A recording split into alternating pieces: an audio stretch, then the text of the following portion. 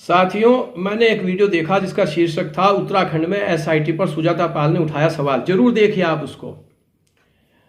आप लोग महसूस करेंगे कि हमारी जो एसआईटी है और जो हमारा शासन तंत्र है वो क्या कर रहा है। और जो मैंने उसमें वीडियो में उनकी बातें सुनी है उसी कड़ी में मैं आगे अपनी बात कहना चाहता हूं। मैंने इस मामले में कई वीडियो बनाए हैं कानूनी दृष्टि से, आप लोगों ने गहनता से उसको देखने के बाद समझा भी है।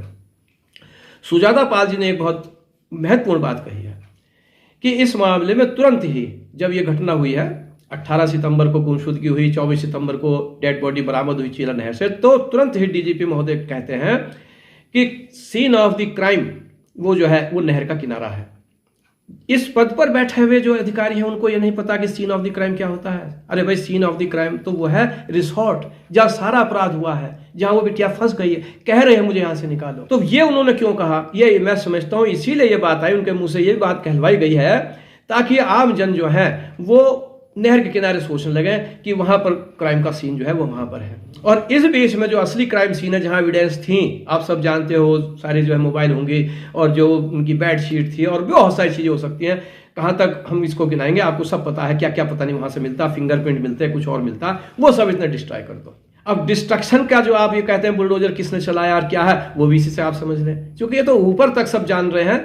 अरे भाई, माननीय चीफ मिनिस्टर महोदय को भी पता था वहां पर कि बुलडोजर चलाया जा रहा है, चाहे उनकी कोई इंटेंशन इस तरह की डिस्ट्रक्शन की कि एविडेंस नष्ट कर, इस तरह ठीक नहीं थी, ये मैं नहीं कहता हूं, लेकिन पता सबको था।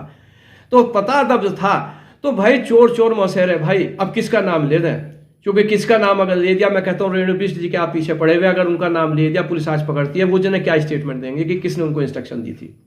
तो ये सब चीजें अब किसी छोटे मोटे को सहायक अभियंता या किसी को जो है भले भले ही बुक करते पीडब्ल्यूडी के।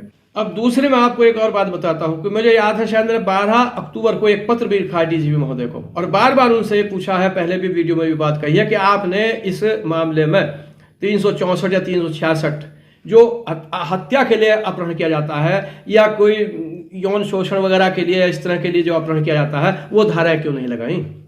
ये तो स्पष्ट है। आप क्या कहना चाहते हैं कि क्या वो हंसी खुशी बिटिया गई और वो जो है जो उसका अपहरण या बहला फुसला के उसको नहीं ले जाया गया है, या आप जो है आत्महत्या का केस बनाना चाहते हैं, क्या है ये। मैं काफी कुछ इस संबंध में कह चुका हूं। तो मैंने जो लेटर लिखा था मुझे कोई आज तक उसका जवाब नहीं मिला। मैंने उसमें लिखा था कि एसआईटी को आप निर्देशित करें एक तरह से कि वो प्रेस कॉन्फ्रेंस में बताए कि वह क्यों नहीं इस मामले में कार्रवाई कर रही है। और दोस्तों, एक एविडेंस किसने डिस्ट्रक्शन किया, अरे भाई कुछ तो आप बताएंगे, कुछ तो आप चले आगे को, किसी को तो पकड़े।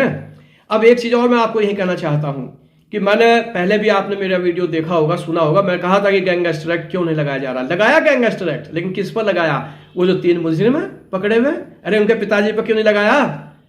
रिसोर्ट जो है अपने बेटे को बनाकर दे दिया और उसमें सारी जो है वो किसी और नाम से लिया कि सब दवाइयां बनाएंगे या क्या करेंगे, और वहां पर क्या वैश्यालय बनवा रहे थे वो। तो उनकी तो पत्नी, इसके पुलकितार्य की जो पत्नी भी है, इनकी माता है, पिता है, एक भाई साहब बताते हैं वो भी राज्य मंत्री इस तरह के हैं। अरे भैया, ये सब क्राइम से जो प्रॉपर्टी बनी है सारे गैंगस्टर के मुजरिम हैं, अभी भी आप बचाने पे लगे हुए हैं। आप गैंगस्टर एक्ट में रजिस्टर तो करें सबके खिलाफ केस, इन्वेस्टिगेशन में देखें, एविडेंस आती है तो ठीक है, नहीं तो किस किस के नाम कौन कौन सी जो है संपत्ति है वो बताए, अपनी सोर्स ऑफ इनकम क्या है। और अगर वो सोर्स ऑफ इनकम नहीं बता पाते तो जितने परिवार वाले हैं वो सब माने जाएंगे कि क्राइम से जो है उन्होंने संपत्ति अर्जित की, क्योंकि उनके पिता, माता और जो उनके जो है पत्नी, ये तो मान ही जाएगी, और भाई साहब उनके। तो ये चीज आ गई। अब ये चीज सामने रखने के बाद आप जो है बताइए कि आपने जो ये कहा 18 सितंबर को उसका निधन हो गया था, किस आधार पर कहते हैं आप। पोस्टमार्टम तो बाद में हुआ है, तो ये किस आधार पर कहते हैं। पोस्टमार्टम से पहले ही आपने कहना शुरू कर दिया। इसका मतलब यह है कि जो सुजाता पाल जी ने अपने वीडियो में उठाया, मैं बिल्कुल सहमत हूं कि इसके अंदर यह भी एक स्पष्ट बिल्कुल संभावना है, बिल्कुल स्पष्ट दिखाई दे रहा है कि बिटिया का जो निधन हुआ है वो 18 सितंबर को नहर में डालने से नहीं हुआ है। उसके साथ तो बहुत भयंकर और घिनौने अपराध किए गए हैं। ऐसा भी हो सकता है, जो कहते हुए भी शर्म आती है, 18 से लेकर 23 सितंबर तक। और उसके बाद जब वो देखा कि अब इसको मारने के अलावा कोई दूसरा रास्ता नहीं है, विकल्प नहीं हमारे पास, तब उसको संभवतः 22 या 23 तारीख में और उसकी हत्या की गई है। और उसके बाद वो नहर में जो है उसको डाला गया है। और इसी प्रकार से जो है अपराध करने पर जो वहां पर जो डेड बॉडी उनकी मिली उसमें वो चिन्ह नजर नहीं आया। जो 18 सितंबर को यदि नहर में डाल दी जाती डेड बॉडी और 24 सितंबर को बरामद होती तो पंचनामे में वो सारी चीजें सामने आती। तो बहुत सारी चीजें ऐसी हैं। अब इसके अंदर करना क्या चाहिए, मेन चीज ये। अब हमें आगे की बात यह है कि भाई न्यायालय में हमें कार्रवाई करने के लिए अपनी एक मजबूत लीगल टीम तैयार करनी पड़ेगी।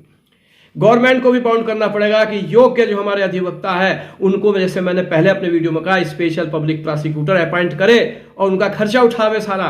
ये जो शासकीय अधिवक्ता या जो हमारे डीजीसी या डीजीसी हैं, इनके बस की बात नहीं है, इनसे हमारा केस लड़ा जाए। और अपनी जो है एक टीम बनाइए, हम भी उसको योगदान देंगे, हमें बताया जाए कौन सी टीम बनाई जा रही है, और एक पूरा विचार विमर्श करके लीगल आदमी जो एक्सपर्ट हैं तब इस मामले को आगे बढ़े। क्योंकि अगर नहीं बनाते हैं तो मैं आपको बताता हूं कि चार्जशीट आने पर हम जब तक चार्ज नहीं लगने देंगे, उससे पहले ही जो जो हमारी निगाह में मुजरिम है उन सबको हम मुजरिम बनवा सकते हैं कोर्ट के द्वारा। 193 सीआरपीसी में मुजरिम बनवा सकते हैं, 319 सीआरपीसी में बनवा सकते हैं, और जितने भी एविडेंस हैं आ रहे हैं हमारे पास, ओरल एविडेंस या कुछ, उन सबके एफिडेविट बनवाइए। पता नहीं उन्होंने किसके 164 कराए कि सीआरपीसी में बयान कराए कि नहीं कराए, एफिडेविट काम आएंगे। और मांग कीजिए आप, जो आप असली बात है कि जो इस तरह के महत्वपूर्ण गवाह हैं उनको तुरंत सुरक्षा दी जाए। साथियों, अब हमें एसआईटी पर और इन पर जो है जाके अपनी जो है ऊर्जा को नहीं समाप्त करना है, ना इनसे रिक्वेस्ट करनी है। आगे के लिए तैयार हो जाइए, ये मान के चलिए कि भाई जो एसआईटी है या जो तंत्र है ये तो मुलजिमों की आखिर तक जो है इन्हीं की पैरवी और इन्हीं की बचत के लिए कार्रवाई करेगा।